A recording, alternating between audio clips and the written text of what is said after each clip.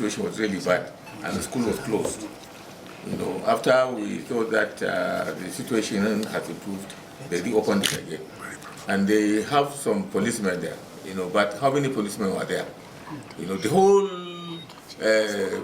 even the police do not have those kind of men on the ground. I don't think there's any local government in our state that has up to 100 policemen. And you are talking about local governments with at least 1 million people. Have 100 policemen. What can 100 policemen do in a whole local government? Some of the local governments are the size of Enugu or Abia or some of the southeastern states.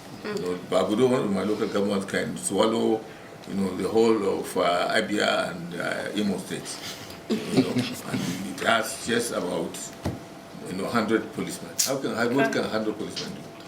So the schools are not secure. Even not just the school, the whole area and regions is not secure. So the issue is really to sit down and have boots on the ground and make sure that you empower the local communities to protect themselves. So, from all indications, as an experienced civil servant, we are here. Of course, the Senate, appreciated the security forces, and noted that actually they are overextended. So part of what we motioned additional prayers, was to give the president, and urge the president to recruit, at least 100,000 military into the military within the shortest possible time, and then there is also a resolution to the effect that the Senate will set up a committee, to investigate the Safe School initiative, that was started some years back, and interrogate how much was gathered for the program, what was done with it, and why had the program failed, to protect our schools. And the Senate was very, very concerned, about the recurrence, of this kind of dastardly activity. What are the children got to do with it? If not thieves, what do you gain, by going to school and capturing small guns? This is gone too far. It has gone too far, and it's time, for the nation to really put its head together and get us, really stop this particular thing. Instead of allowing us or getting the nation to unite together across ethnic and religious boundaries, to ensure that this thing is tackled, in unison. Some people are there feeding very divisive agenda around ethnic and religious issues. When the bandits come to you or to your domain, they don't ask whether you are Christian or a Muslim. That's true. They are criminals. They just either kill you or steal your property and get away with it. And here we are, as a nation, dividing ourselves instead of uniting to fight them.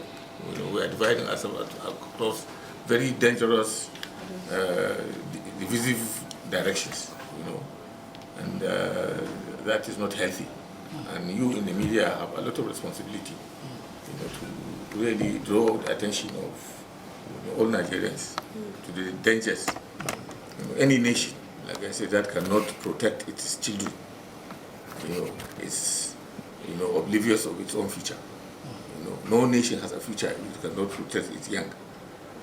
That's why even animals, the first instinct is to protect their children. But here we are, we call ourselves a nation, and we allow bandits to just come, kill our people, kill our children, and then we come divided. No, it's the Christians who are doing it. No, it's the Muslims who are doing it. No, it's this Hausa. No, it's the Birom. That's not, the bandit does not know whether you're Hausa or Birom when he comes for you. So it's high time, I think, we really unite as a nation, to fight these criminals. Distinguished. Okay. You said this is the second time such things happen. Yeah, it happened in is the school not properly secured, or what? Well, there is any question of getting external help, in my own view. Okay. You know, you can recently, just about 3 or 4 days ago, in Ecuador, you know, they are suffering the same kind of thing.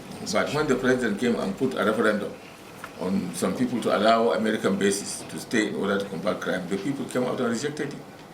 No nation can just sit down and call itself a nation or a country if it cannot secure its own people. Do we have to go and import people to come and secure us? Yeah. If we say that we cannot secure our own people and protect our children, those in power, all of us should abdicate and allow some other people who will do it to come. You know, what are we doing here? If we cannot secure our own children, you know, why? What power? What is power? When you cannot secure the people? Look, the first thing of the purpose of any government is secure the country. You know, security starts first. It's after you secure them, then you can give them welfare. If you cannot secure them, there is nothing that you can do. They cannot farm, they cannot trade, they cannot go to school. People cannot farm, they cannot trade, they cannot go to school. This is what we have in this country today. You can only farm in your backyard. You know, even in your backyard, you cannot go at night. Somebody will come and abduct you and take you out. What government is that? What state, what nation, if you cannot secure your people? What are you doing? The first thing that a state or a government should do is secure, to provide you security. If you know, we who are legislators and the people in the executive government, we know we cannot secure the people of this country, please let us abdicate. We want orders from the president that all of us will go and retire and resign. Let there be fresh election for fresh people to come and take over. Thank you, sir. For this, we want to end this session. We are